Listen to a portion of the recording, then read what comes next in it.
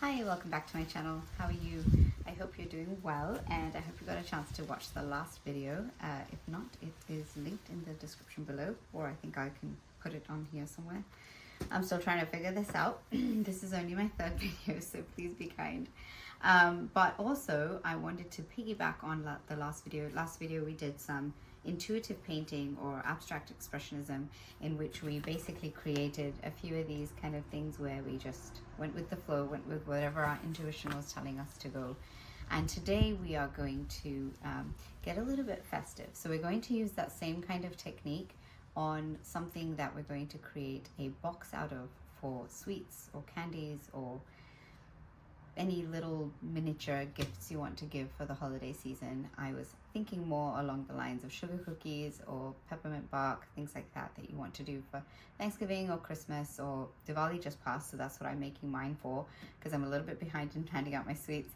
But join me and we'll make this one fun too. Okay, so we're going to start with a blank piece of watercolor pad. This is a 300-gram paper, so you can see it's pretty thick. And you want that because you want it to be card-like, so that when you do make your box, it's quite sturdy. And it will close pretty nicely and hold your sweets well. Okay, so let's get this made. So first we're going to paint, and I'm going to use red and brown. Now if you remember the way we did intuitive painting, we're just putting blobs of paint all over our paper. And I'm going to use red and then burnt umber to give it a little bit of depth.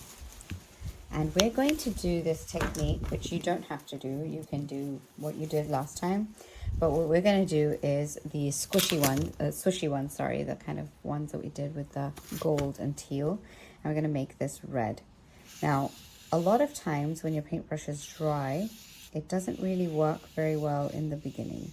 So what I recommend you do is paint the edges.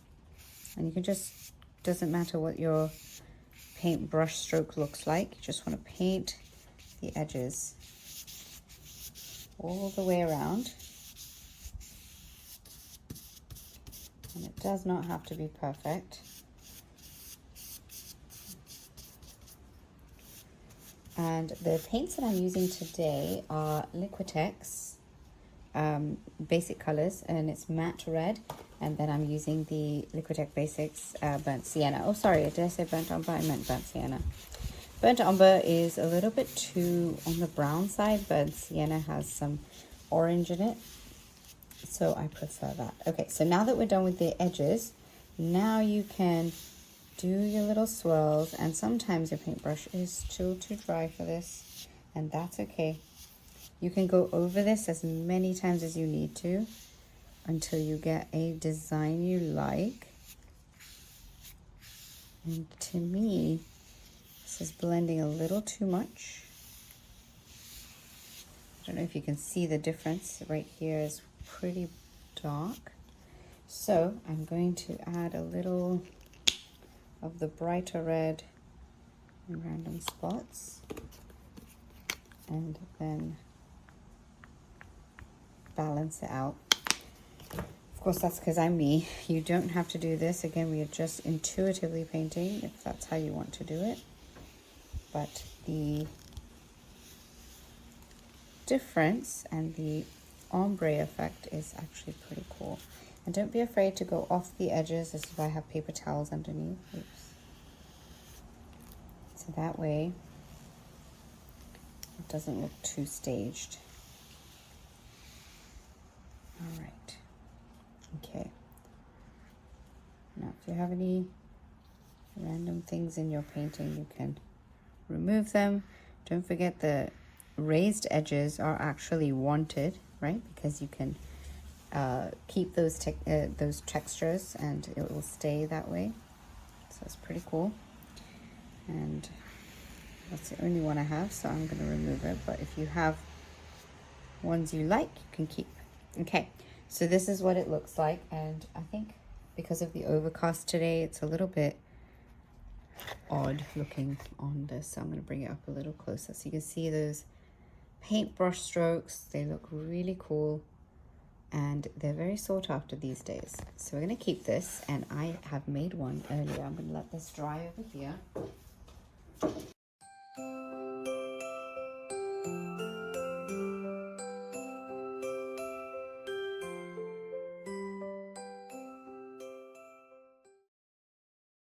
So this is the one I made earlier, and now we're going to flip it on its back, and we're going to take some measurements.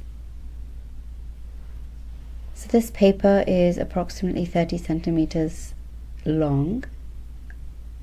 I measured this out a little bit earlier, so it's 20 to there, and then another 10 approximately to the end. So what we'll do is we'll measure 15 centimeters from one of the edges, and we'll place a dot there, and that's going to be the center of our box. And then from there we're going to measure 5 centimeters to the left and 5 centimeters to the right and place dots there. Now these two dots are going to be the center of the two circles we're going to create. In addition to the circles, we'll need some flaps, so we're going to measure 10 centimeters above these outside dots and 10 centimeters below, and we're going to place dots there.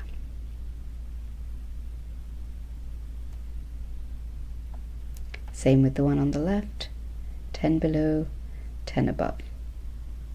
Then we're going to measure 10 centimeters outside, going sideways from the outside dots, so one to the right and one to the left. Once you have that, you're going to get a protractor, and I had it measured at 7 centimeters. I did try to go a little bit bigger, but I think 7 is right for this kind of a box. And we're going to place it in the center of those two circles like I had mentioned. Those are going to be the center of the circles. We create two circles. They'll look like that. And then we're going to create semicircles with each of these outside dots that we placed. That's where we're going to put the protractor, and they should approximately meet at those junctions, like so. And then you're going to get a pair of scissors and cut out around both of these circles.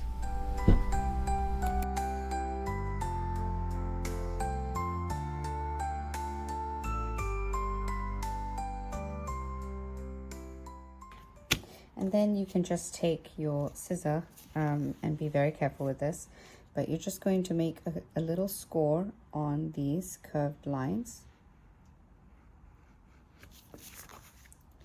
on all of them.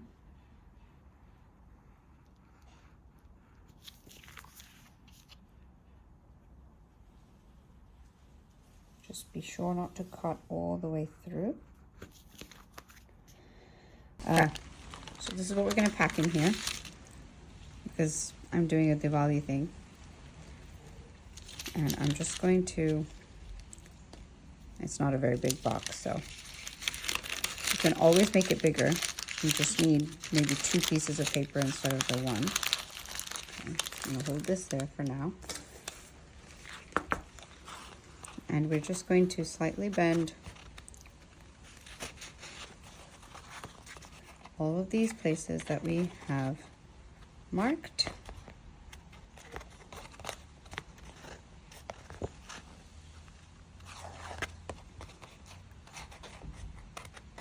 Or scored.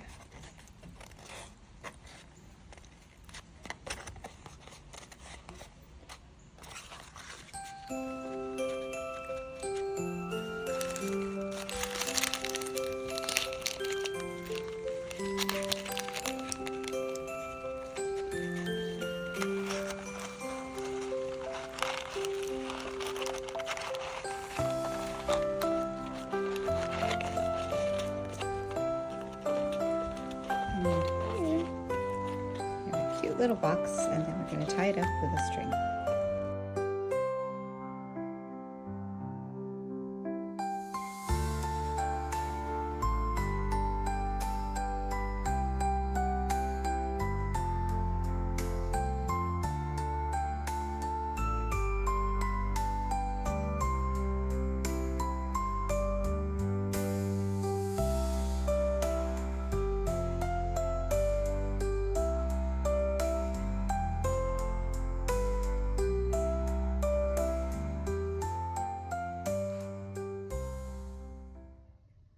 you've had a chance to look at the last video, the geese again.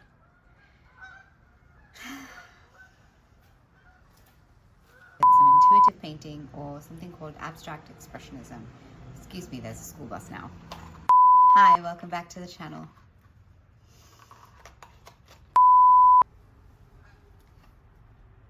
Hi, welcome back to the channel. I hope you had a